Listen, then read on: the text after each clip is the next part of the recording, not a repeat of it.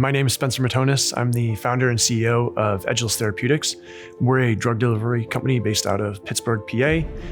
And specifically, we're focused on developing the first endoscopically administered drug system for chronic GI pathologies. Our target indication for drug delivery is something called Crohn's disease. Crohn's disease is really one of the most debilitating GI diseases to live with, so much so that over 80% of patients will undergo surgery in the first 10 years of diagnosis just to manage their illness. In the current standard of care with Crohn's disease, patients are having to go to the hospital for regular infusions or self-administering subcutaneous injections at home, or taking oral pills daily, which often come with systemic side effects. What our treatment looks to do is make the most of their annual endoscopy visit.